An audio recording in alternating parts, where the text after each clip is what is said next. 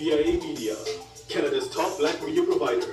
Whether you're looking for content on fashion, art, music, or simple lifestyle, we bring you the best the black community in Ottawa has to offer, and so much more.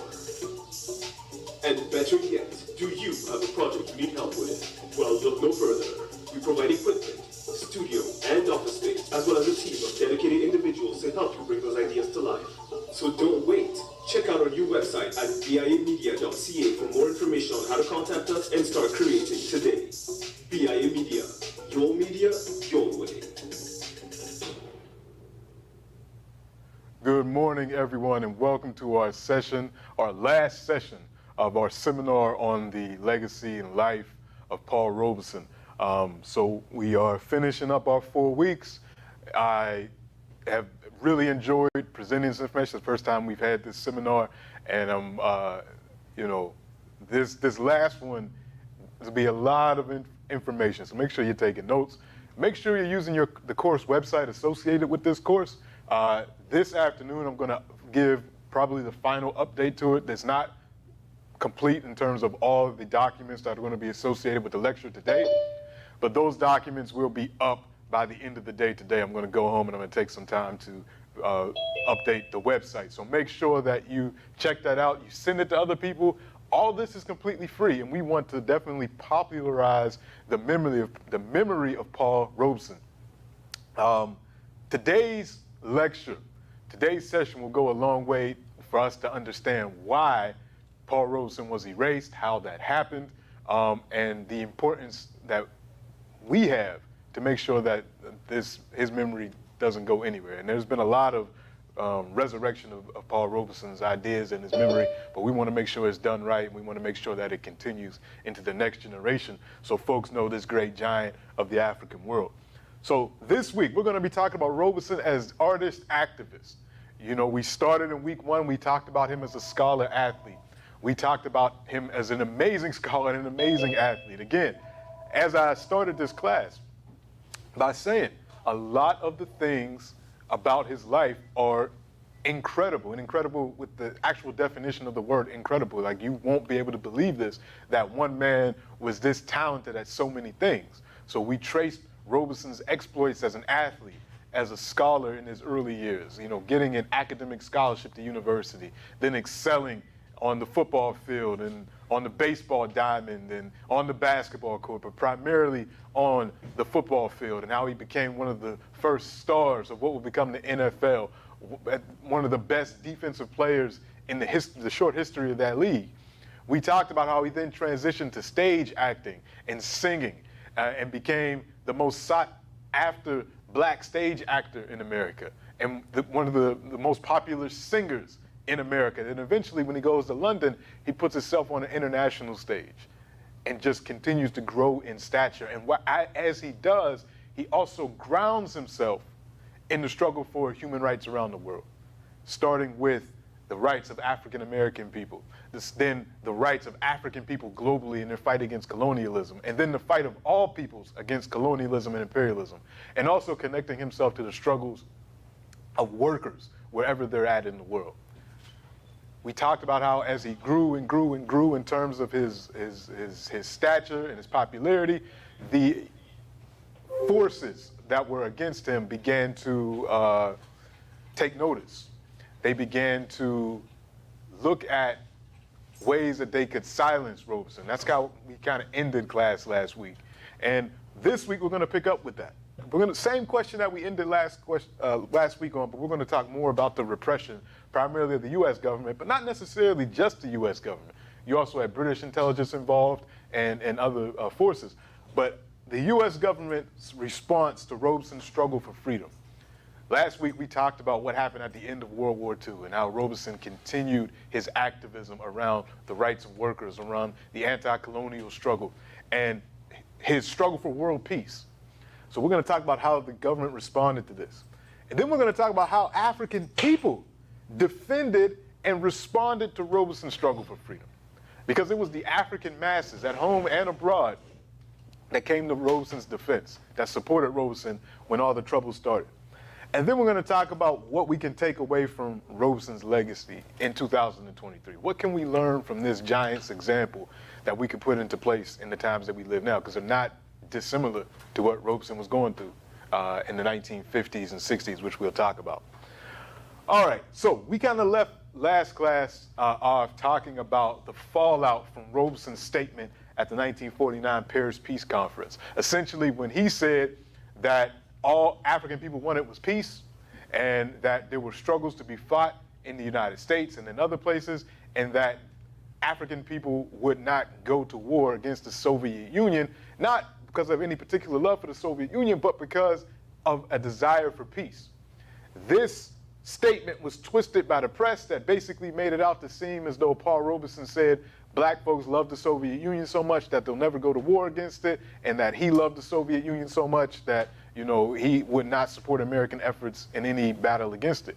So the fallout was brutal from this. And because of this, the U.S. government increased their surveillance on Robeson, his family, and then they started to increase the suppression of Robeson as an artist.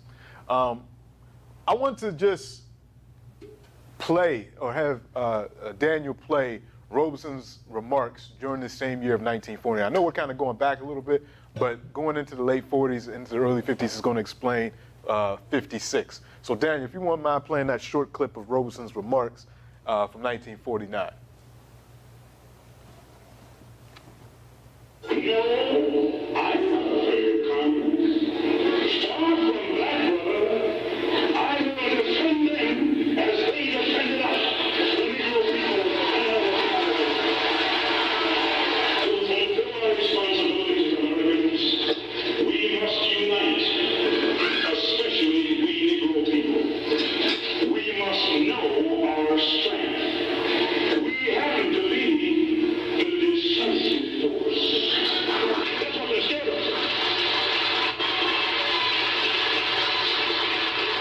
That's why they terrorize us. That's why they fear us. And we must have the courage to shout at the top of our voices about our injustices. And we must lay the blame where it belongs and where it has belonged for over 300 years of slavery and continuous misery right here on our own doorstep, not over anywhere. Thank you, Daniel. So this is what Robeson is saying in 1949. This is what made it so dangerous. You could hear the applause from the crowd. So you have the most popular artist in the world at the time. There's no question about that. And we're going to see the levels of Robeson's popularity as a singer, as an actor.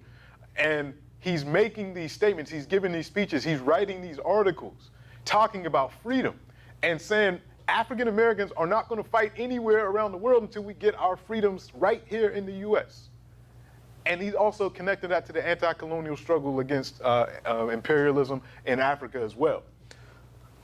A year later, 1950, so actually a few months later, 1950, and one of the first ways the United States government attempted to limit Robeson's influence was canceling his passport, making it impossible for Robeson to travel to places outside of the U.S. So this is completely illegal, by the way, but the State Department said the only reason that they would get, well, first they ordered Paul Robeson to surrender his passport, and he refused, so they canceled it. And the reason given, it would not be in the best interest of the United States for Paul Robeson to travel abroad. That's the short statement. That's all that the State Department said when Robeson and his lawyers asked, well, what is the rationale for doing this?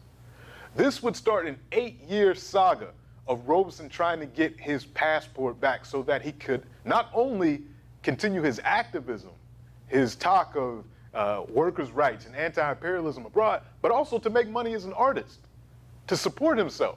Because as we're going to see, they not only did this to kind of stop Robeson from going to London, going to the Soviet Union, going to India, going to these places to give concerts and to work with people, but also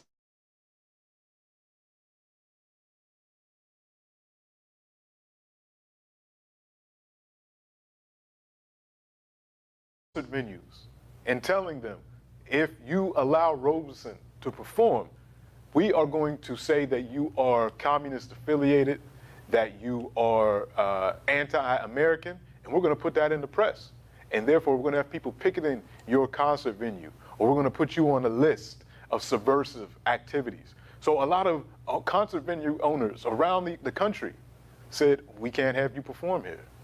Radio stations were required to not play Robeson's music, to not allow him to appear on their shows. Burgeoning television. He was supposed to appear on the show done on CBS, and they canceled his appearance. All of this to try to silence this man as an artist and as an activist.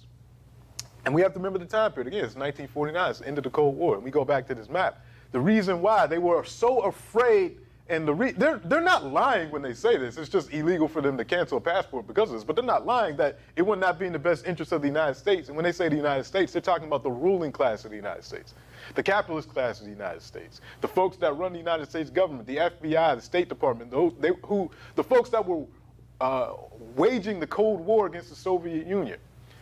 And we're now confronting a world where the masses of the world, Africa, Asia, Latin America, were fighting against imperialism, and new countries were emerging, new giants like India, like an independent China that's now become a communist country at this time.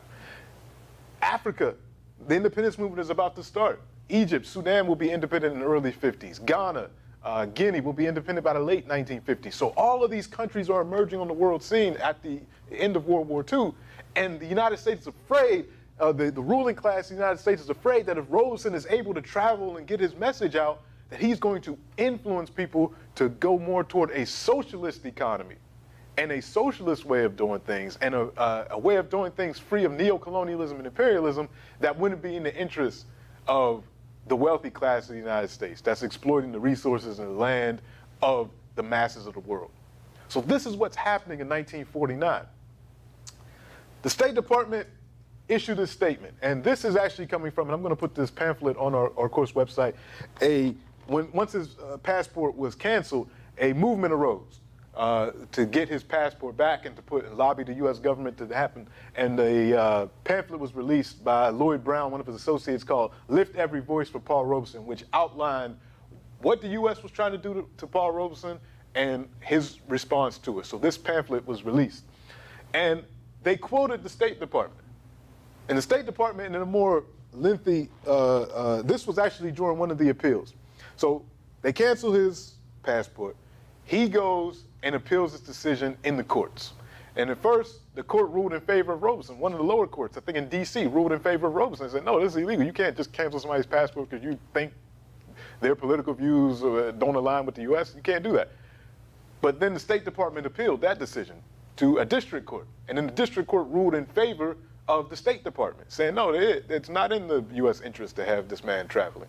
And the State Department used this rationale. They said, in view of the appellant's frank admission that he has been for years extremely active politically on behalf of the independence of the colonial peoples of Africa, though this may be a highly laudable aim, the diplomatic embarrassment that could arise from the presence abroad of such a meddler traveling under the protection of an American passport is easily imaginable. So from the State Department's own mouth, they're saying, we don't want, he's already said that he's against colonialism. Now, if we let him go to Africa and to go to India and to go to these places and to go to Europe, and this position is going against what the U.S.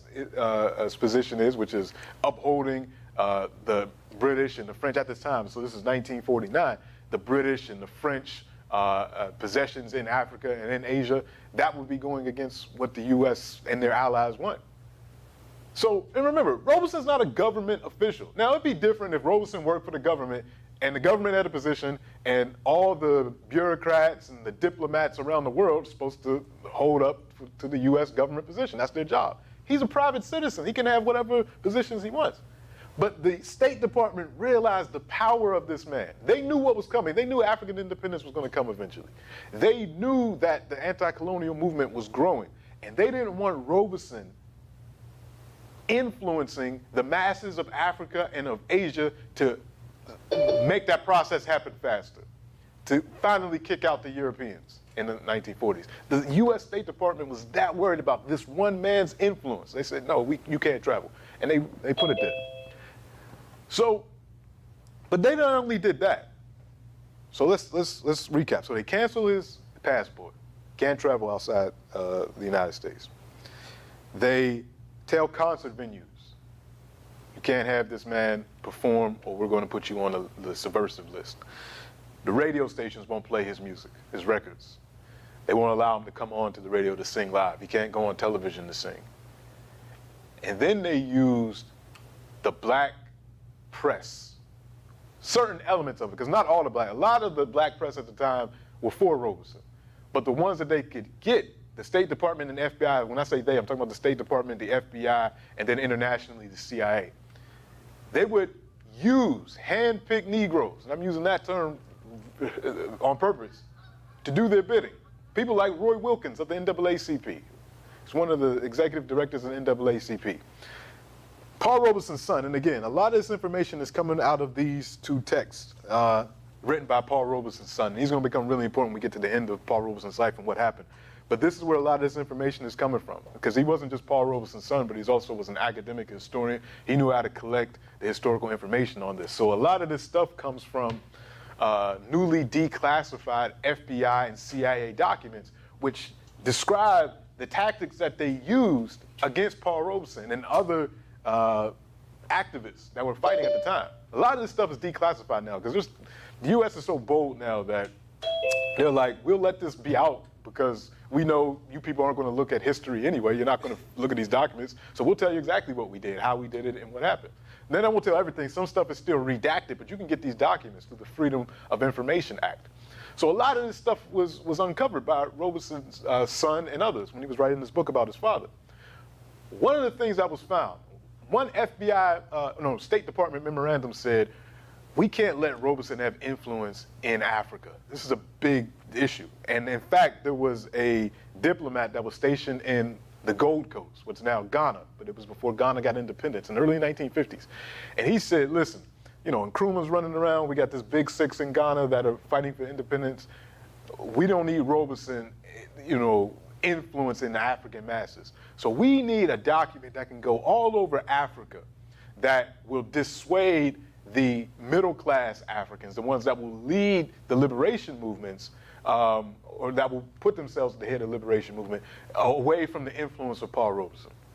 And so that was the memorandum. Then a couple of months later, some writer in the NAACP magazine, Paul Robeson's son thinks it was really Roy Wilkins, but we don't know who this writer is, because even in the article, it says Robert Allen is the pen name of a well-known New York journalist, some pseudonym. So we don't know who wrote this, because the guy wouldn't even put his name on his work. But this appeared in The Crisis. This is the publication of the National Association for the Advancement of Colored People, the NAACP, who Roy Wilkins and Walter White, at the time, the leadership in the NAACP, was very much in line with the foreign policy of the United States. They were extremely anti-communist. This is what led one of the founders of the NAACP, W.E.B. Du Bois, to leave the organization, because he said, I don't like the direction that this is going in.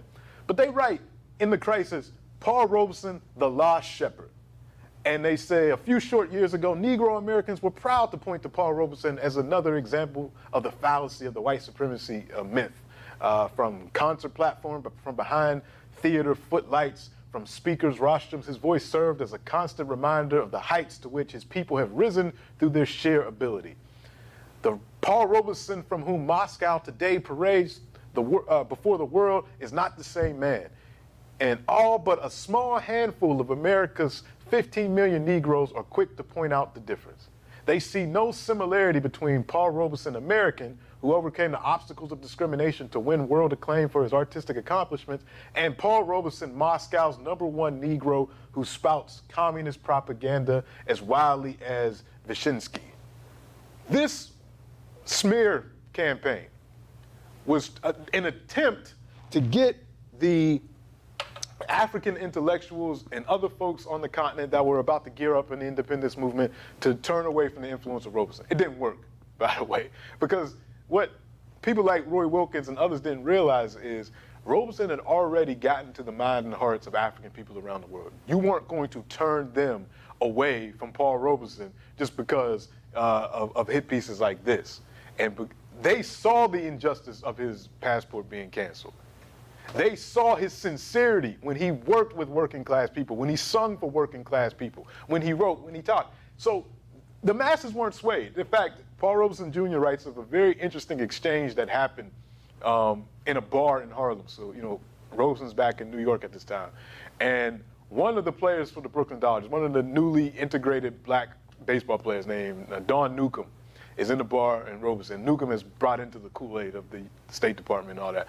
So he sees Robeson, and Robeson goes to shake his hand, and the guy's like, you're anti-American, and I'm a veteran, and I fought wars against you. And he's like getting in Robeson's face. And, you know, Robeson's a big man. He's not backing down. But all of a sudden, some of the patrons in the bar get between Robeson and Newcomb, and one of them has a knife. It's like, listen, if you mess with Paul, you messing with all of us in this bar. So I think it's best that you simmer down. So this is the mentality of the masses of black people. They are in the corner of Paul Robeson. You're not going to be able to tell them who Robeson is because he's already shown through his life's example and everything that he's done that he's for the masses of black folks. So this didn't work. And then Robeson had his own newspaper, his own publication.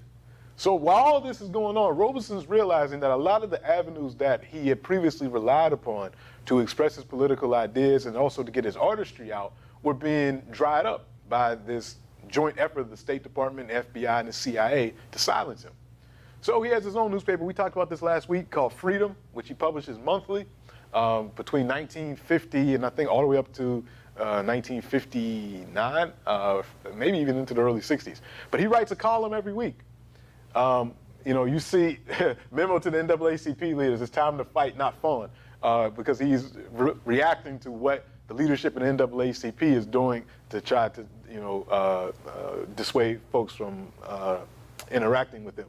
We already talked about last week how the U.S. Collaborated with Canada in the early 1950s to keep him out of Canada, even though you didn't need a passport to go to Canada.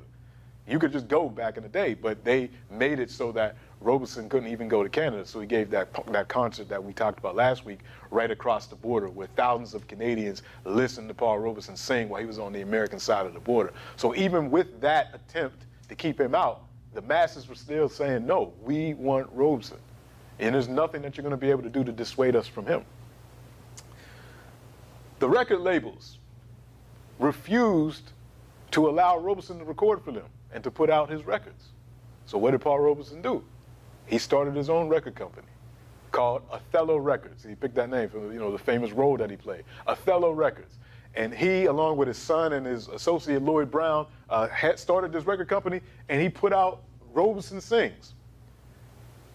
Record stores in the United States refused to carry his record. Record plant, he had to go to a special plant, you know, the place where they produced the records that was actually owned by Progressive that allowed him to actually print his records and to you know, make the record covers and all of that. Because the major plants wouldn't do anything, wouldn't touch his work. So he couldn't sell his work. If store owners were found selling the work, they'd be put on a list. It was even reported that government workers that had possession of Paul Robeson's albums were fired from their jobs. If you work for the federal government in D.C., and a lot of black folks did, if you were found trying to go to a Robeson concert or you had a Robeson album, you get fired from your job. This is the lengths that they went to try to silence this man and put him in the poorhouse so that he would disavow all his political activity.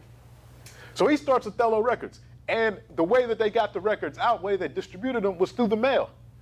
He sold thousands of records to people, mostly in the black community, but also a lot of progressive whites, through the mail. So they would call, people would fill out their form, get the record, pay, and be shipped to their house. So he cut out the record stores, direct to consumer model. You know, this is something that a lot of artists later on in the 20th century would love to do. This is what Prince had in his mind when he was fighting with his record company. People were like, why do I need the record companies? And Robeson showed in the 1950s that you don't need the record companies. If you have an audience, they'll find you, and you can sell, and you'll probably get a bigger piece of the pie, economically speaking, when terms of how record companies work, but that's another discussion for another time. We should probably have a whole course on the music industry. But anyway, he starts Othello Records and gets his own album out. In Freedom, he anticipates, and through his political writings and his speeches, like the one that you heard, he anticipates many of the same arguments that will be made by folks like Malcolm X, Martin Luther King Jr., Muhammad Ali in the next decade, in the 60s and into the early 70s. By this time, 1954, the U.S. is beginning to replace the French as the imperial power in Vietnam. The Vietnamese had fought valiantly to end French colonialism and what they called Indochina back then. The French had colonized that area. And as they're kicking the French out, the U.S. is looking at the situation and they're saying, we don't want another Korea. We don't want another situation where another Asian country, this is already after China, this is already after the Korean conflict, we don't want another Asian country to become socialist. This is all part of the Truman Doctrine, this international foreign policy of the U.S. that we want to limit the spread of communism, of socialism. So as they see the Vietnamese being led by Ho Chi Minh, emerging as the nationalist party that's going to lead the country to independence, they want to put an end to that. And they want their own puppets that will espouse capitalism, that will espouse U.S. foreign policy to be in charge in Vietnam. This is how the Vietnam conflict begins. Robeson sees this at the beginning of it. And he writes in Freedom, shall Negro sharecroppers from Mississippi be sent to shoot down brown-skinned peasants in Vietnam to serve the interests of those who oppose Negro liberation at home and colonial freedom abroad? He even writes an article, Ho Chi Minh is Toussaint L'Ouverture of Indochina. So he has this international outlook. But this sentence that he writes should sound very familiar to those of you that followed the career of Muhammad Ali. Because when they asked Ali, are you going to go to Vietnam to fight? And Ali is an example of Robeson. I mean, he is the next generation Robeson. Great athlete, great speaker, who, because of his political beliefs and his desire for peace and not to go fight in Vietnam, was stripped of his title, was incarcerated, threatened with incarceration, all these things for avoiding the draft.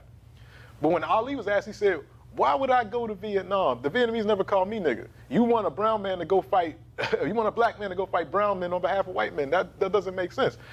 Robeson is saying the same thing back in 1954. Why would Negro sharecroppers go fight brown-skinned people and they can't even get justice right here in the United States? So this is the type of writing and the type of rhetoric that Robeson was espousing, which made him incredibly dangerous to the ruling class in the U.S. So finally, in another attempt to discredit Robeson in the eyes of Americans, the Congress subpoenas Robeson to come and to testify in the House Committee on Un-American Activities. This is where the vestiges of the McCarthy era would continue their search to discredit Americans and to put them, label them as subversives and members of the Communist Party. So they would bring you here, they would make you testify, have you ever been associated with the Communist Party or that type of thing. And Robeson gives one of the most cited and significant testimonies recorded during this whole era of the communist witch hunts. We don't have the actual recording of what Robeson said. We don't have the audio recording. We have the transcript. The transcript of this exchange was actually recreated by James Earl Jones and some other actors. And I want to just play. I want Daniel to play the testimonies. We're going to listen to Robeson's testimony, and then we'll take a break and we'll talk about what we have learned so far. So Daniel, if you wouldn't mind playing that. Are you now a member of the Communist Party? Oh, please. Please answer me, Mr. Robeson. What is the Communist Party? What do you mean by that? Are you now a member of the Communist Would you like Party? to come to the ballot box when I vote and take off the ballot and see? Mr. Chairman, I respectfully suggest the witness be directed to answer the question. You are directed to answer the question. I invoke the Fifth Amendment and forget it. I respectfully suggest the witness be directed to answer the question whether, if he gave us a truthful answer, he would be supplying information which might be used against him in a criminal proceeding. You are directed to answer, Mr. Robeson.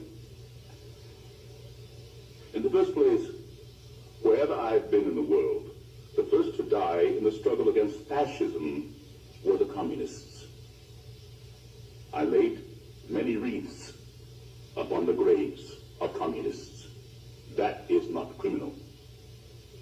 Chief Justice Warren has been very clear that the Fifth Amendment does not have anything to do with the influence of criminality, and I invoke the Fifth Amendment. Have you ever been known under the name of John Thomas? Oh, please, does somebody here want me to put up for perjury someplace? John Thomas, my name is Paul Robeson, and anything I have to say, I have said in public all over the world, and that is why I'm here today. Mr. Chairman, I ask that you direct the witness to answer the question. He's making a speech. I ask you to affirm or deny the fact that your Communist Party name was John Thomas. The Fifth Amendment. This is ridiculous.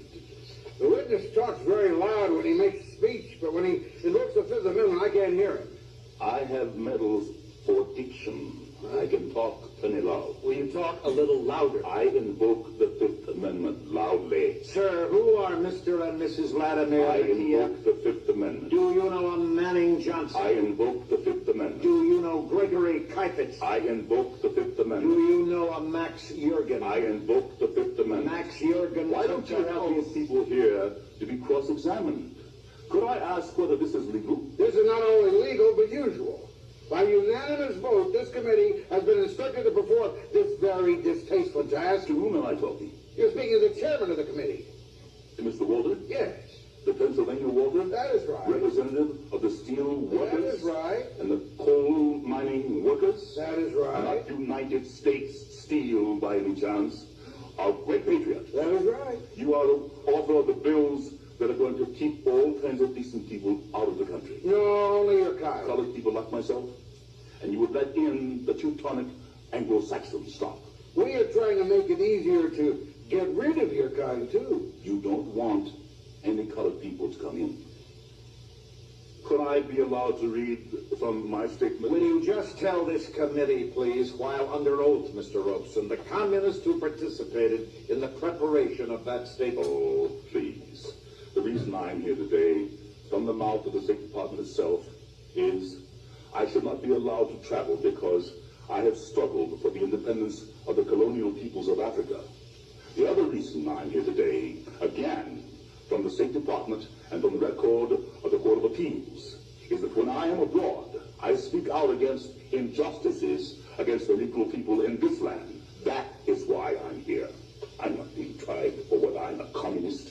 I'm being tried for fighting for the rights of my people, who are still second-class citizens in this country, in this United States of America. My mother was born in your state. My mother was a Quaker. My ancestors, in the time of Washington, baked bread for George Washington's troops when they crossed the Delaware. My father was a slave. I stand here struggling for the rights of my people to be full citizens in this country. And they are not. They are not in Mississippi. They are not in Montgomery, Alabama. They are not in Washington. They are nowhere.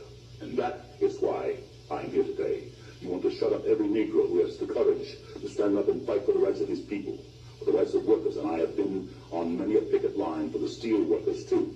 And that is why I'm here today. Would you tell us whether or not you know Thomas W. I Young? invoke the Fifth Amendment.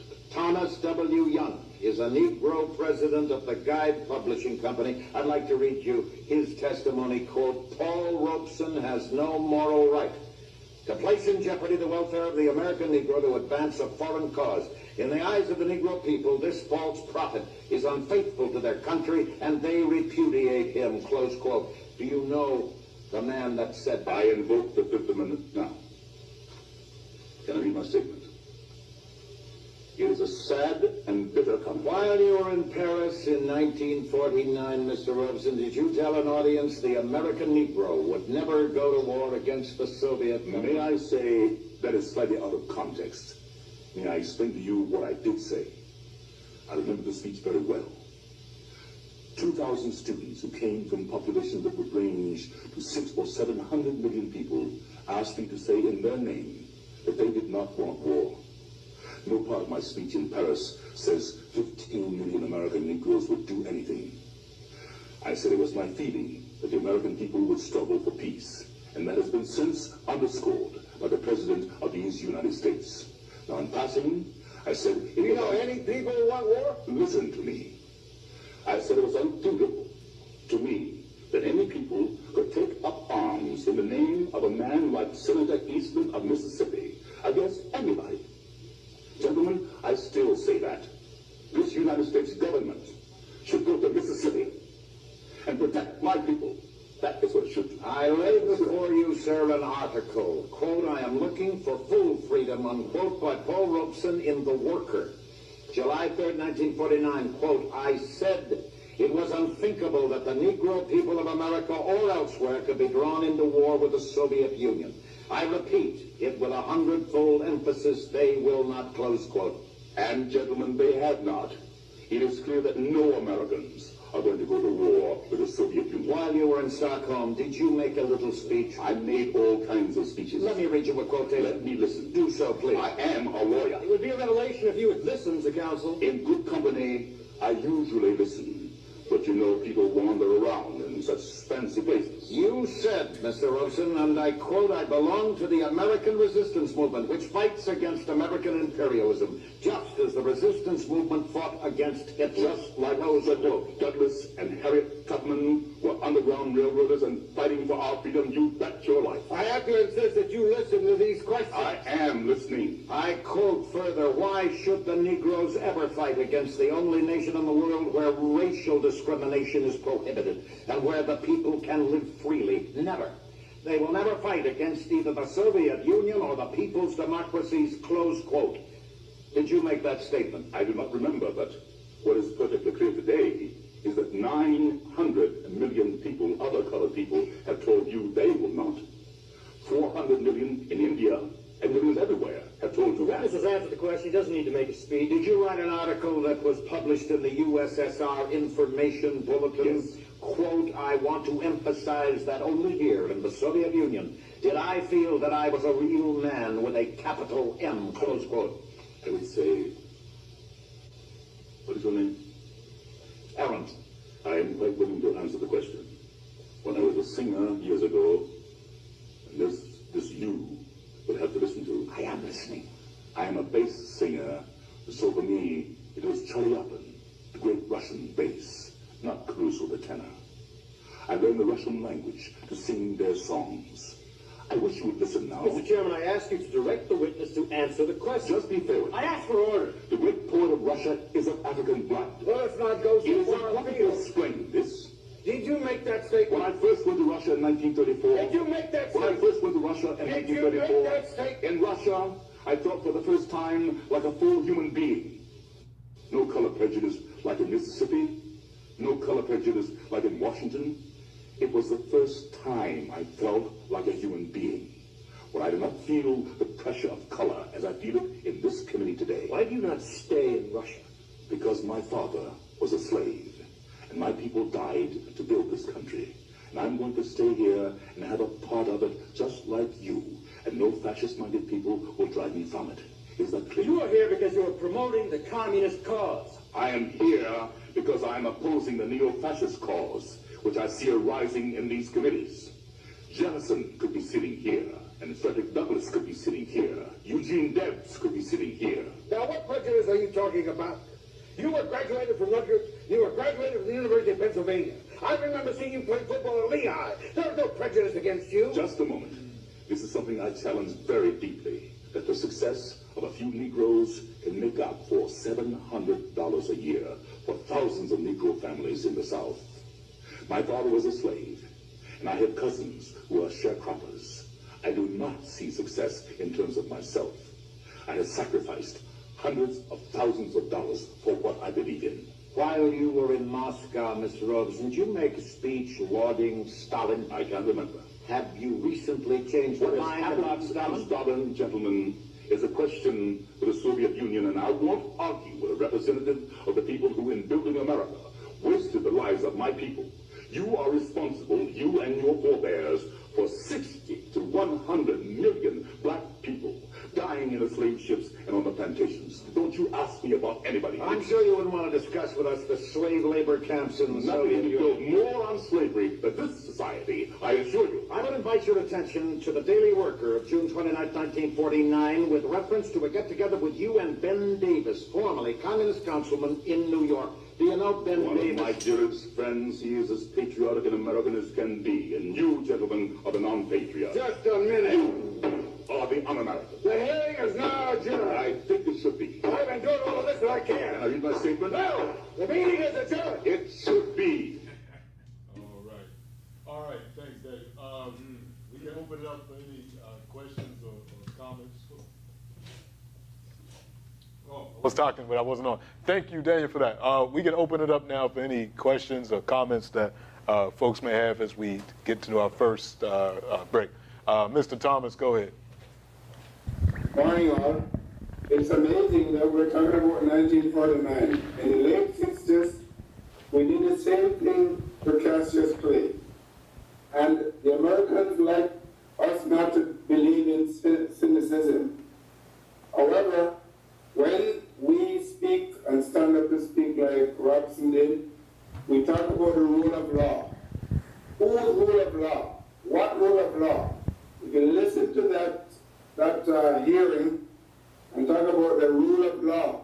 Whose rule of law? Who is it subjugated to? And it hasn't changed yet because we just had the George Floyd situation. So, and it goes on and on. So America has not learned anything. Thank you. That's it. That's it. Other folks, you can raise your hand. You can put it in the chat.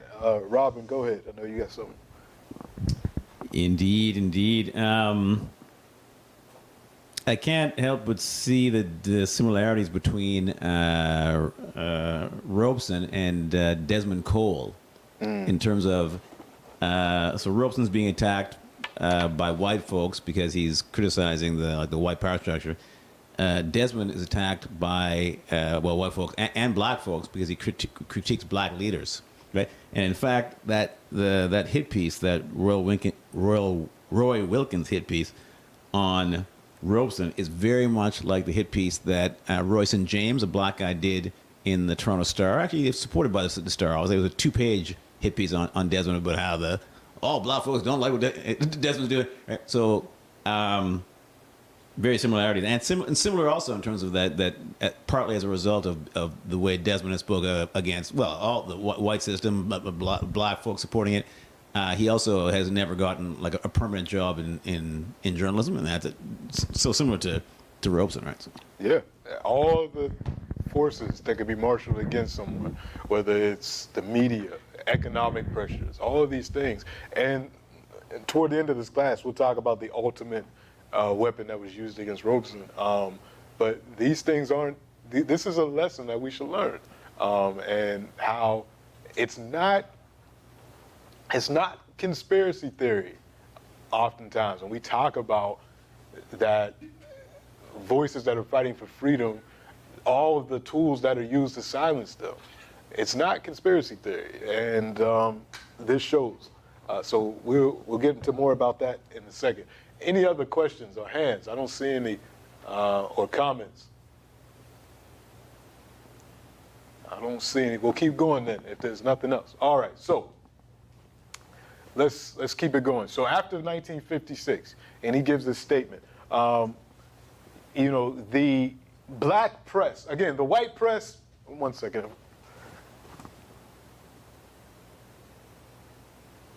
All right.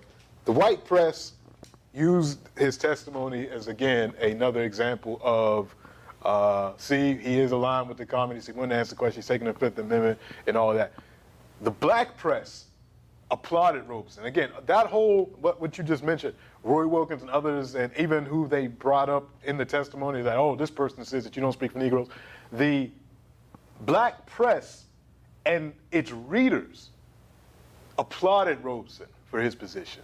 We can see this front page from the Baltimore Afro-American, what Robeson said, I want protection for my people.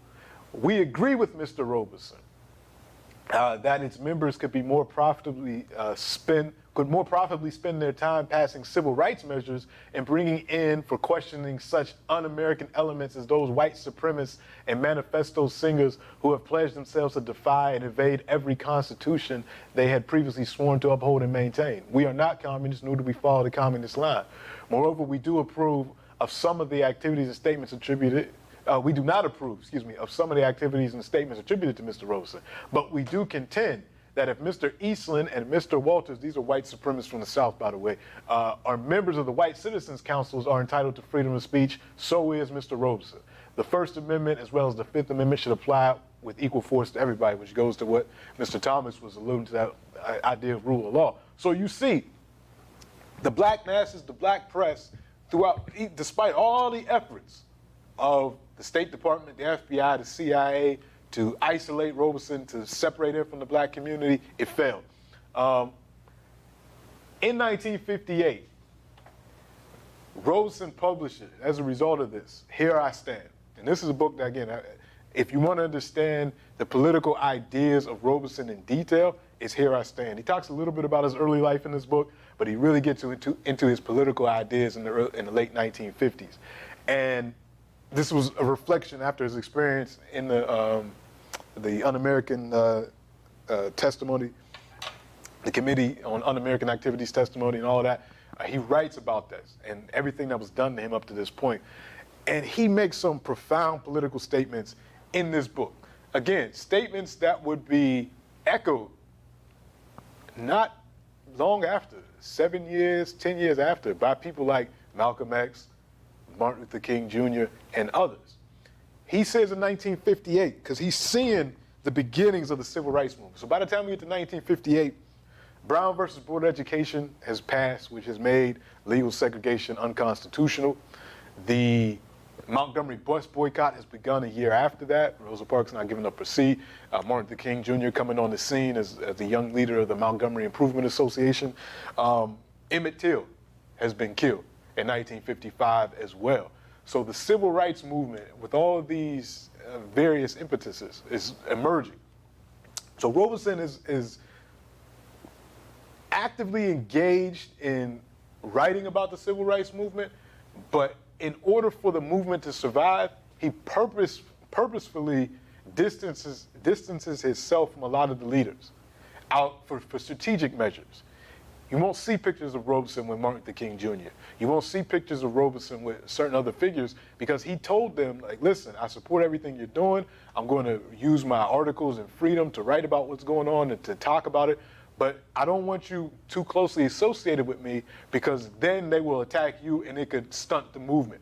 So he made a strategic position to stay a little bit away. But he writes in his book, I'm not suggesting, of course, that the Negro people should take law enforcement into their own hands.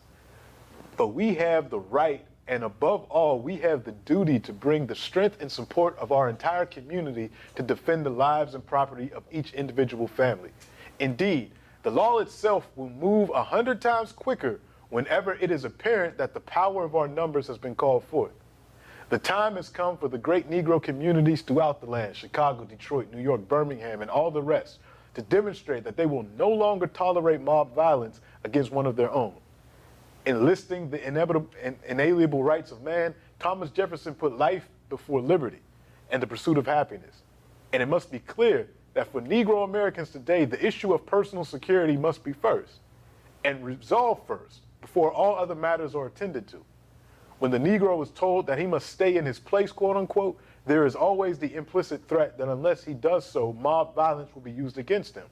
Hence, as I see it, nothing is more important than to establish the fact that we will no longer suffer the use of mobs against us. What he's calling for is self-defense. Again, this is something that's going to be echoed by Malcolm a few years later. He's anticipating these things.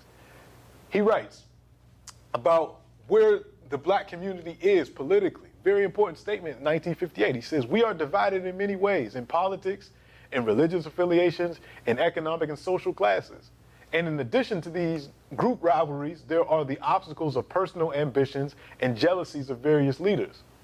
But as I move among our people these days, from New York to California, I sense a growing impatience with petty ways of thinking and doing things. I see a rising resentment against control of our affairs by white people, regardless of whether that domination is expressed by the blunt orders of political bosses or more discreetly by the quote-unquote advice of white liberals, which must be heeded or else. There is a rapidly growing awareness that despite all of our differences, it is necessary that we become unified. And I think that the force of that idea will overcome all barriers. Coordinated action will not, of course, come all at once. It will develop in the grassroots and spread from community to community. And the building of that unity is a task which each of us can undertake wherever we are. Again, ideas that are going to be espoused by people like Ella Baker, people like Malcolm X, when he leaves the Nation of Islam and he starts talking about building a black united front, putting our political differences aside, our religious differences aside. King talks about this. Basically a decade later, when King writes, "Where do we go from here? Community or chaos?" he espouses these same ideas. This is what made Robeson so dangerous to the establishment. Because not only did he have these ideas, but because of his artistry, because of who he was able to get this out to millions of people. They would have followed Robeson, not just in the United States, but around the world. And he had the same ideas, again, that King would have, which made King dangerous, that Malcolm would have, which made Malcolm dangerous, which is why those two men were assassinated. And we have to constantly read these works. When I talk about Robeson first, again, as we started the class, most people don't even know about Robeson. That's why we had the whole class about him. But even those that do, they might know he was a great actor, a great athlete, a great singer, and they leave it at that. But then they don't read his work. So I'm encouraging all of you to read Here I Stand, because much of what he writes in 1958 applies in 2023. This statement applies more than ever about the need for unity, the need not to be controlled by outsiders, whether they be white political bosses or white liberals that seek to control black organizations. So we have to heed that. Then he talked about what does it mean to be a leader in the black community. Very important statement on leadership. He said we should broaden our conception of leadership and see to it that all sections of Negro life are represented on the highest levels. There must be room at the top for people from down below. I'm talking about the majority of our folks who work in factory and field. They bring with them that down-to-earth view, which is the highest vision.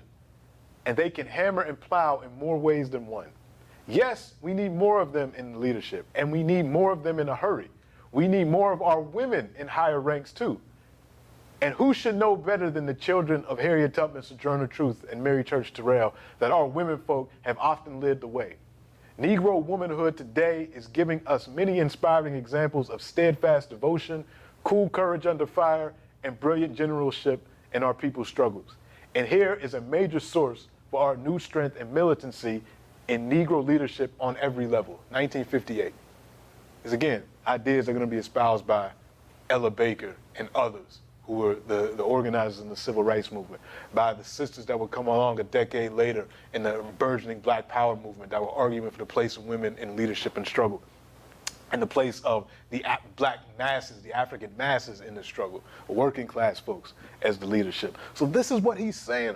And this book, just like this record, he published this book on his own because no major publisher would publish it. So he had Othello Book Publishing. He had Othello Records, and he had Othello Associates that published the book. The book wouldn't be placed in bookstores. The traditional bookstores wouldn't hold this book. So it was the black bookstores and the progressive white bookstores that sold the book. And it sold well. It sold well among millions of black folks and progressive whites that bought this book. So again, when they tried to shut the doors, when they tried to say, we're not going to let your message get out, it got out because the people wanted to hear from Robeson. And Robeson created avenues through his book publishing company and through his record company to get his message out without being controlled by somebody else. Very important lessons for us in 2023. I love this text. And again, I encourage everyone to read it. And again, we always have to mention when we talk about Robeson, the influence of his wife, Islanda. I know I've been talking about her too much, but she's always here. She's his partner in all of this. She's a scholar in her own right. She's a traveler in her own right. She's been to Africa and India and, of course, the Soviet Union. And she's writing, and she's working politically, and she's engaged in all these struggles right alongside Paul. And also his son. His son is openly a communist and is an organizer and an activist in his own right. So the entire family is on the right side of history and the right side of the struggle. Although by the time we get to the late 1950s into the early 1960s, Islanda Robeson is suffering from her own health problems. which is going to come into play in a second. But they're getting up there in age, and by the time we get to 1958, Paul Robeson is 60 years old. And when we get to these 60-year-old, on the dawn of his 60 years, folks around the world want to celebrate his 60th birthday. So he still hasn't had his passport renewed yet. So by the time we get to 1958, the State Department is going crazy because they're trying to contain all of these worldwide celebrations for Robeson. In India, because of his support for the anti-colonial movement against the British, the Prime Minister of India, Nehru, who's a friend of Robeson's, and you know, they corresponded. They planned in India, in many of the major cities in India, celebrations of his 60th birthday. The State Department is like, how is this possible? You know, India is the second most populous country in the world, so millions of people are going to be celebrating this man who we've denied his passport and he can't even travel, but these people are going to hold these celebrations. In the Soviet Union, they're going to be celebrating Robeson's 60th birthday with celebrations and concerts and these things. In China, they're going to be celebrating Robeson's 60th birthday. And of course, in the black communities around. So the State Department is losing its mind that in three of the most populous countries in the world, China, India, the Soviet Union, are going to have major celebrations for this man who they have attempted to isolate. So all their attempts of stopping his ability to perform live, stopping his records from being sold, his book from being sold, all of this is for naught, because still, he's the most popular artist in the world. There's no question about that. And he's using his political, his platform for these types of politics. By the time we get to 1958, Carnegie Hall has to buck the trend, and they actually book Robeson to perform in, you know, major concert space in New York. His concert is sold out, that they have to have another performance. So it goes to show the people never turned their back on Robeson. No matter what these folks did, his concerts would still sell out. Now, I don't know, even today in 2023, how many 60-year-old artists that are still performing are selling out things like this. I don't know who's still out there that's hot at 60. Maybe Stevie Wonder could do it. He's well over 60, but Madonna's like 60 now, 63 or 5 probably. Madonna might be able to do it. I don't know. But the Rolling Stones are like in their 80s. But this is just one man. And he's still, with all of these things against him, and he's still selling out places. One thing closer to home for me, when I read about Robeson, I found this out. And anybody watching this from Pittsburgh, my mother usually watches these recordings, so my mother will laugh at this. But in Pittsburgh, he was scheduled to perform at Soldiers and Sailors Memorial Hall in Pittsburgh.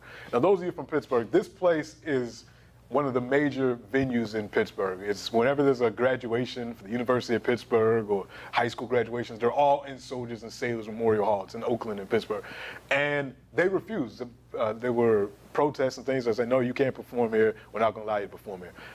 He ends up performing at Central Baptist Church in Pittsburgh. Again, another sold out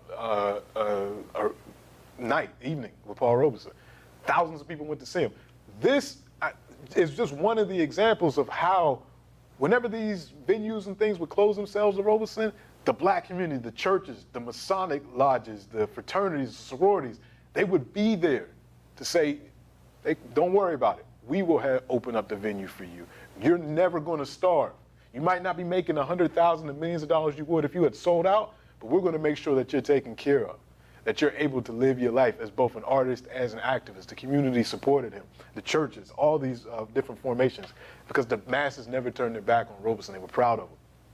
So all this is happening. By the time we get to 1959, the Supreme Court, his case goes all the way up to the Supreme Court. And this was, you know, this should have been at the Supreme Court, but an earlier court had refused his hearing, his appeal, but then it finally got to the court and had a 5-4 decision. So it wasn't even a unanimous decision. It was a 5-4 decision. And I was thinking about it this morning as I was preparing for class, that I want to read the dissents, the people, the justices that voted against this. But his passport, what the State Department did against his passport was unconstitutional, and the Supreme Court ruled it was unconstitutional. So his passport was revalidated in 1959. So you see him with his new passport, and now he's ready to go and pick up where he left off and start going around the world and singing and performing, and most importantly, organizing and spreading a political message of peace, of workers' rights, of anti-imperialism, and also fighting to magnify the struggle of African Americans inside the U.S. So he does that. He goes to London. He goes to the Soviet Union. He gets his picture taken with Khrushchev. And again, the white press puts this picture out, and they're like, see, he's a communist. He's with the premier of the Soviet Union. He's doing all this. Black press put the same picture out saying, look at how popular Paul Robeson is, that he gets to meet the premier. You don't see a picture of him with President Eisenhower. You see a picture of him with the president of the Soviet Union. So the black press is saying this is an example of how popular and proud we are that Paul Robeson is moving in these circles with these world leaders. Whereas the white press is saying this guy's a communist. Look at him interacting with our enemy number one. So you see the different perceptions. So he's organizing, he's mobilizing. He's in 1961, so he's traveling throughout Europe, the Soviet Union. He goes to China, which he really wasn't supposed to do. Americans weren't supposed to go to China, but he goes and performs in China. And by the time we get to 1961, he has plans to make a tour of Africa, and he's also invited by Fidel Castro of Cuba to come to Cuba to perform. Now, this is at the height of the anti-Cuban, the U.S.-Cuban relations being at all-time low. This is right before the Bay of Pigs operation. This is when the U.S. is going to take Cuban exiles, train them to try to reinvade Cuba, and they're soundly defeated by the Cuban people. But that happens a little while after Paul is in the Soviet Union in 1961. And this is right before the Cuban Missile Crisis as well, where the world was almost at the brink of nuclear destruction when the Soviets put missiles in Cuba, and all that was going on. So this is very dangerous times. This is where our story gets very unfortunate, what happens in the Soviet Union in 1961. Paul Robeson is there. You see him there. He gets a presentation from some students in the Soviet Union. They present him with an award named after Patrice Lumumba, the leader in the Congo that was just assassinated a few months earlier. And when he's there in the Soviet Union in 1961, some strange things happen. There's a party at Paul Robeson's suite where he's staying in the Soviet Union. And according to his son, you can read about this in the book, the party was with a whole bunch of people that are asking very weird questions to Robeson, like, oh, can you help me get my family out of prison in the Soviet Union, all these things. People that are very seemingly very anti-Soviet in the Soviet Union. And again, from the perception of Robeson's son, Paul Robeson didn't like to party with a whole bunch of people that he didn't know. That wasn't his thing. So eventually what happens is Paul Robeson's son gets a call from his mother a few days later, which basically says, you need to come to the Soviet Union immediately. Paul's in the hospital. Your father was found in his hotel room disoriented, and his wrists were slit as if he was making a suicide attempt. And his son is like, what? Like, it didn't make sense. As much as it doesn't make sense to you all hearing this, right? It's just a shock. That's how it was to his son. So he goes to the Soviet Union, and the doctors tell him and his mother that he's had basically this nervous breakdown, suicide attempt, all this. He's looking very disoriented. Immediately, his son thinks he must have been drugged. My father doesn't have a history of anxiety or mental health disorders, nothing like that. Why would he be suicidal? He just got his passport back. He's making these plans to go to Cuba, to go to Africa. It doesn't add up. But he's in this state. And his wife is not in the best health either. So the doctors are telling him, and the wife, as Londa makes a comment, she says, well, if we take him for treatment in London or the U.S., the Soviet doctors are saying, don't take him to London. Take him to the U.S. It's better that he's in a place that he's familiar with, and he'll recover much better. And then she also makes a statement, well, what type of treatment course should we take to get him back to where he needs to be? Should electroshock treatment, which is something they would do, they thought was a mental health treatment back in the day. And the Soviet doctors said this, and Paul Robeson's son was there when the doctors said it. Under no circumstances in his condition should he be given electroshock treatment. Under no circumstances. That would be completely inhumane for that to happen. as they're making preparations for what they're going to do next, to take him to London or the U.S., while he's in Moscow, Paul Jr. is asking questions like, who was at this party? What went down? You know, I don't think that it doesn't make sense for this to happen. The Soviet Union, the Soviet officials tell him, you know, don't ask too many questions about this.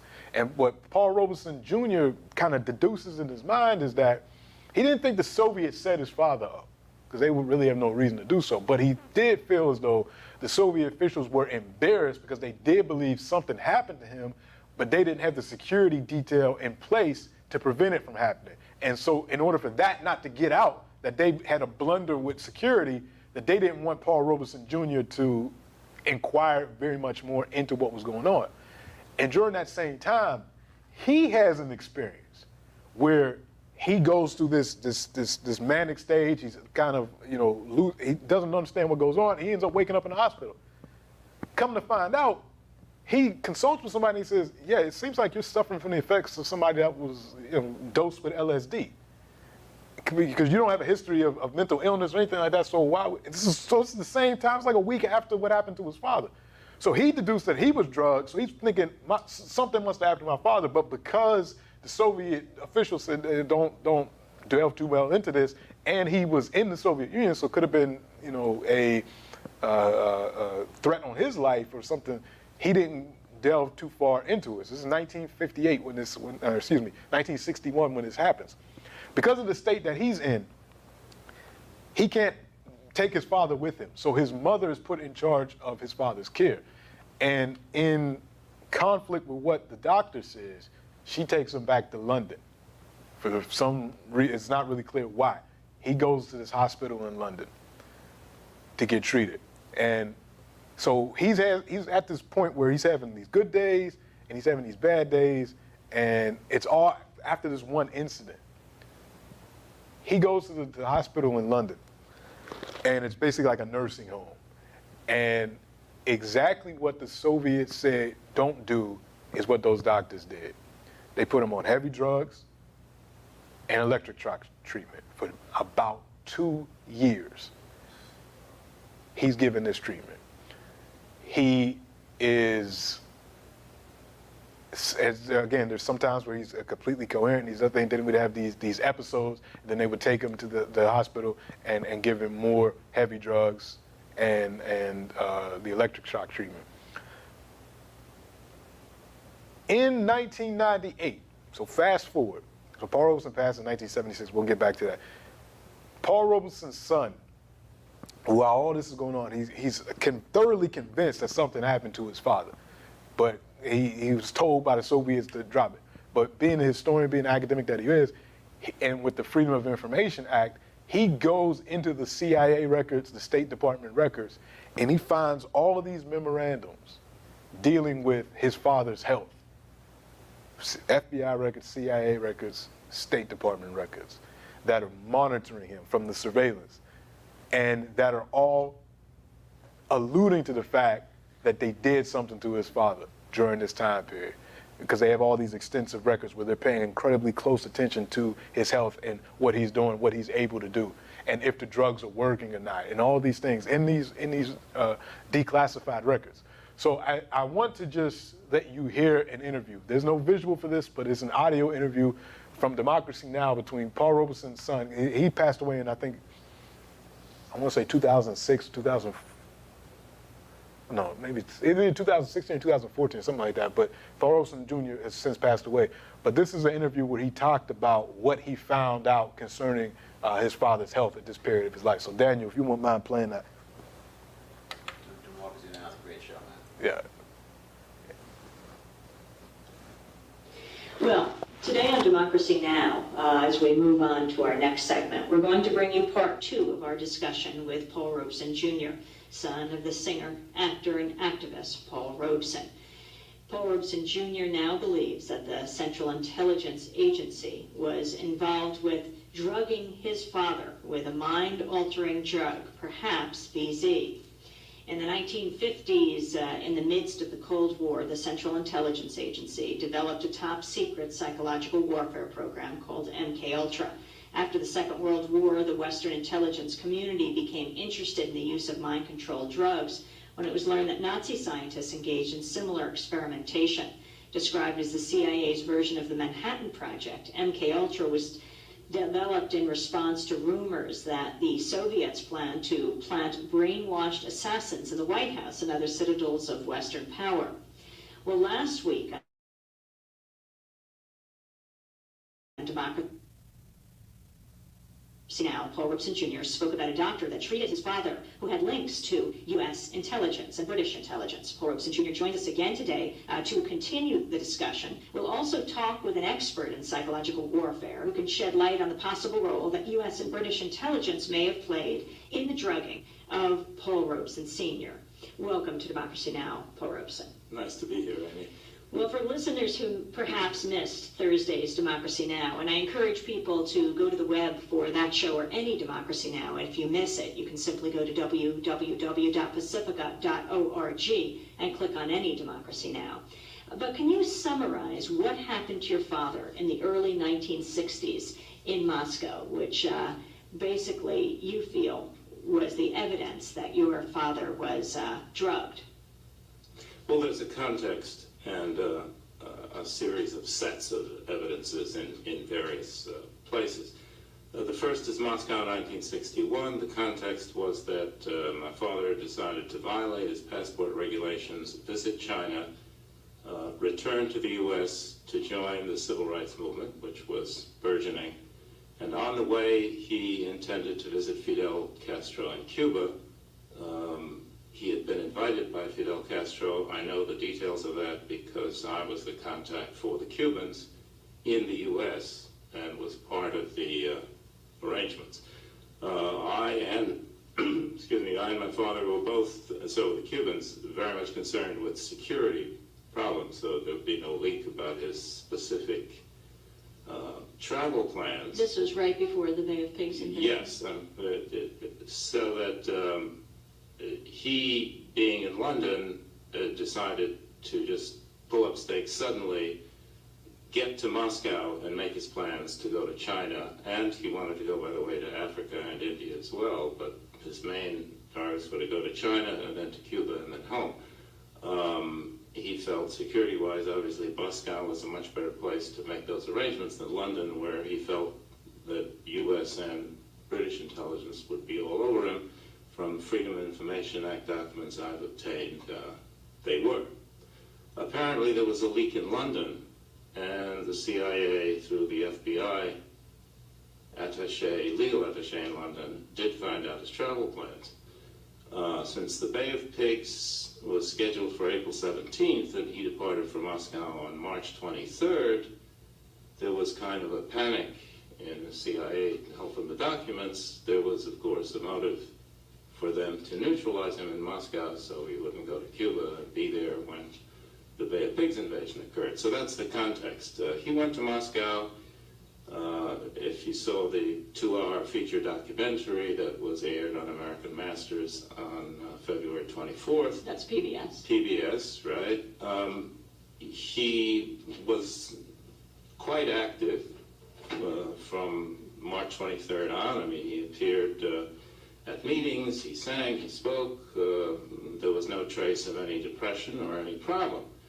Suddenly, on the night of March 26th, in the context of an unscheduled and suspicious wild party in his quarters, which he locked himself away from in an inner room, he was discovered the next morning with his wrists slashed. So my suspicion was that he was drugged at the party with probably LSD, because he hallucinated immensely, and in a day and a half he was more or less back to normal, which is the symptoms of LSD rather than BZ.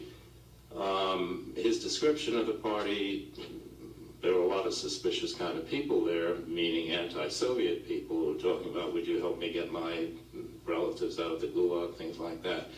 Very disconnected, not normal for, here's a distinguished visitor, Paul Robeson in Moscow, and these people around in the party. Anyway, long story short, excuse me, I made my own investigation. I was fluent and still am in Russian, had a lot of contacts there, The Russian officials were very embarrassed by what happened. Evidently, there was no appropriate security. The party they didn't know about any more than I did. I asked them specific questions. Did they test his blood for drugs? They couldn't answer those questions. Very peculiar set of circumstances. They advised me, this is a very strange time in Moscow. We'd advise you, don't continue your investigation. We can't really help you. Better for your health if you lay off. I ignored that warning. 3 days later, I had a similar experience. I was hallucinating extraordinarily. Long story short, an LSD trip, recovered in a few days. That you didn't take voluntarily? Never had, definitely not, no.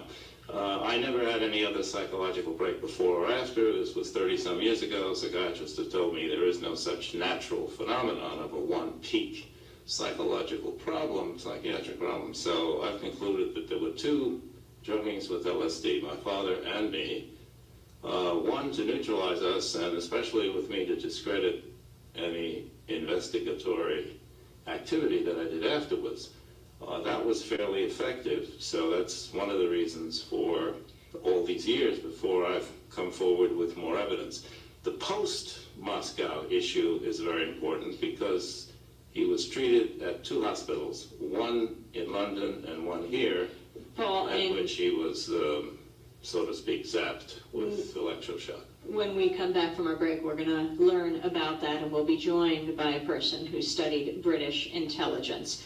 And interestingly enough, and odd connections in the show, in the last segment, we'll go to Havana, Cuba, where the people of Cuba have brought suit against the U.S. government for the government's involvement in the killing of thousands of Cubans over the last 40 years through dirty tricks. You're listening to Pacifica Radio's Democracy Now! We'll be back in a minute. All You right, are thanks, listening Daniel. to You can shut it Pacifica off. Radio's Democracy Now!, the exception to the rulers. I'm Amy Goodman, joined by Paul Robeson Jr. in the studio as he describes what happened to his Daniel, you father can pause it. and You can himself, pause it. actually, in the early 1960s. In 1961, in Moscow, he feels that his father was drugged at a party. I would ask why you think that the Russians wouldn't want this investigated, considering this was in the midst of the Cold War, and if there was any thought that the U.S. government was involved with the drugging of Paul Robeson, I would think the Russians would want to make that known. Big problem, because there was a total security lapse that no KGB would want. All right, thanks. So you I'll put the link to that, the full interview if you want to listen to the rest of it, but it's for the sake of time here. But you can kind of get an understanding of what happened. And again, it's not conspiracy theory because he corroborated what he felt in the early 1960s with the evidence that he got in 1998 with the Freedom of Information Act, with the declassified documents that were dealing with this. And then it came out that all these doctors were connected to that MK Ultra project. This wouldn't be the last time that the U.S. government would use psychological and chemical warfare against black leaders. A lot of folks think this is the same thing that happened to folks like Huey P. Newton, the leader of the Black Panther Party, except it was cocaine instead of LSD. You get them hooked on that so that they can't function. So there was all types of things that were done. With that being said, Robeson would eventually come back to the U.S. He would continue to be drugged and electric shock therapy throughout a lot of the 60s. There were times where he was very lucid and was able to contribute, but he had slowly started to, his physical health started to deteriorate a little bit as well. His wife died in 1965, Isolanda Robeson died in 1965 from cancer. So he was living with his son for a while, then he ended up living with his sister in Philadelphia. And he's able to write sometimes, and one of the last great pieces he writes in 1965, he writes a memorial for W.E.B. Du Bois, who had died in '63. And he, is a very good essay on Du Bois and his life and what he meant to Robeson. And this will be up on the course website as well. But he doesn't really engage with the public for the last 10 years of his life. He would keep up with the civil rights movement, the Black Power movement through his son, and read the newspaper and do different things. And he would make statements, but not really go out in public. Only a few times. He came out for the poet Lorraine Hansberry's funeral. He gave a very moving speech, and people were happy for that. And there was another event, I think it was a birthday celebration, maybe in '68, that he actually attended, but very few things that he actually would come out for.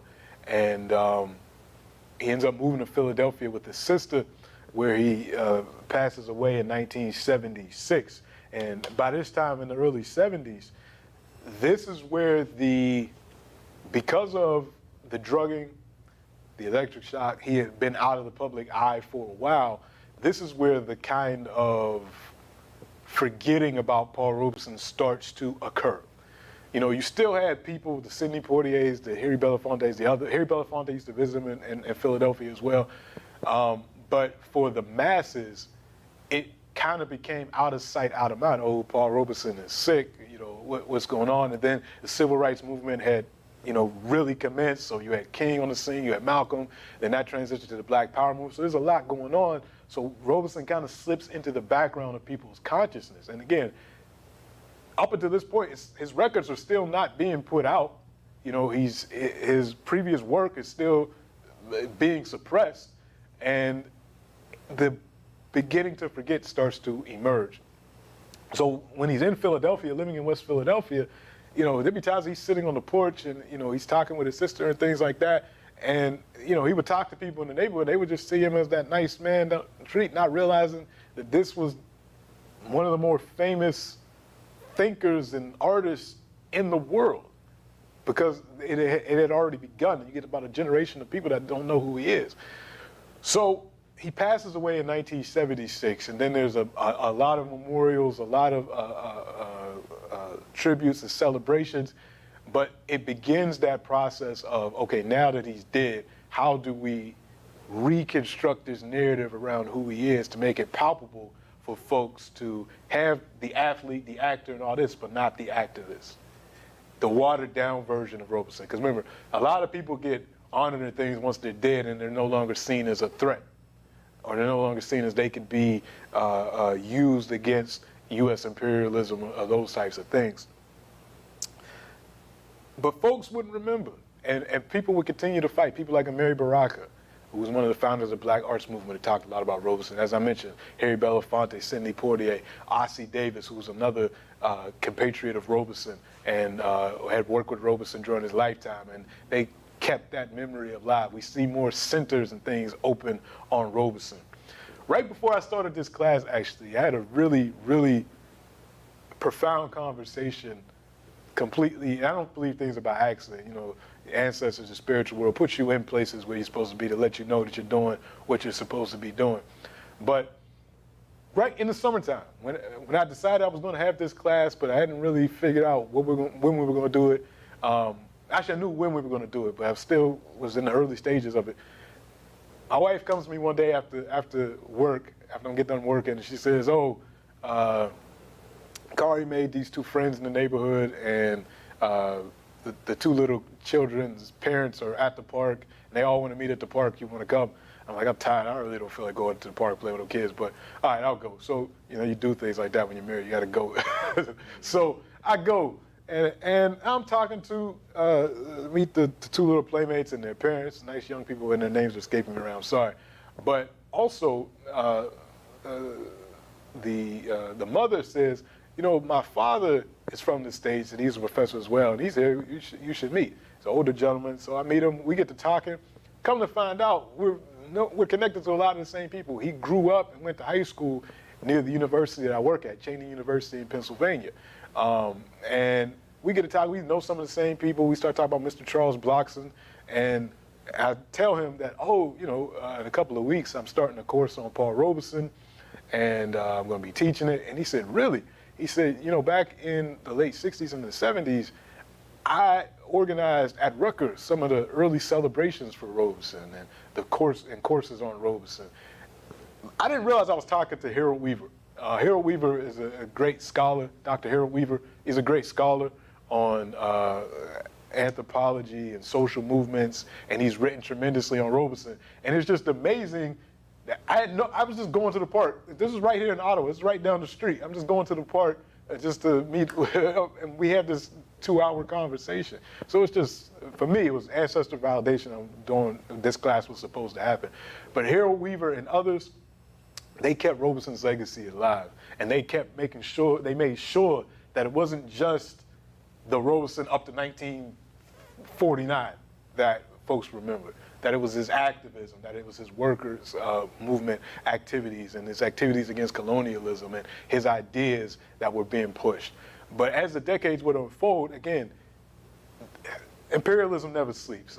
So the massaging of Robeson's image to fit what was palpable to black communities. This is the same that was done with King, same thing that was done, attempted to do with Malcolm X, same thing we up here in Canada, we talk about Viola Desmond and others, and other activists, and other, Nelson Mandela, other people of our heritage that when they're dead, they become safe so that we could take their image and mold it into something else. That's the purpose of this course. It's for you all to learn about Robeson, his legacy, his life, all the things that he contributed so that we can push against that. And not just Robeson, but other figures in our history. So, as I mentioned at the beginning of this class, it was dedicated to Charles Blockson, who passed away this year, who used to visit Robeson at his house, who was his idol. All of this is all designed so that the next generation of folks get a true picture of Robeson and his efforts at African freedom and this giant's ability to still inspire us to be great. And not just great at the things we do, but also great in the service of our people. So again, I encourage you to read the books by his son. If you get your copy of Here I Stand, read it, see what applies to 2023. And right now, we'll just open it up to general questions and comments. And actually, we'll throw our question out to all of you. And what do you think we can take from Robeson's life in 2023, or what from this course? And again, go to the course website. There'll be more things there that folks think is that you'll find interesting. But I open that question up. What do people think about the legacy of Paul Robeson? We'll leave the recording on for a little bit just to hear some people's responses, and then we'll turn off the recording for open discussion soon. But I just want to throw that out to the chat and to folks that are listening. What do you think about Robeson's life and his legacy in 2023? David H., go ahead. Thank you, Mr. Dr. Ledbetter.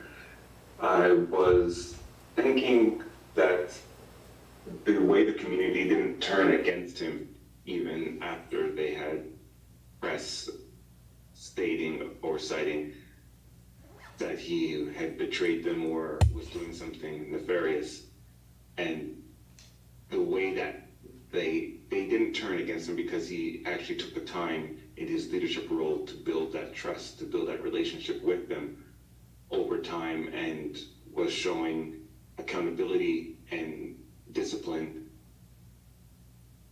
And so they used that as evidence to back their understanding and their belief in him, despite what they would read or see in the press about him.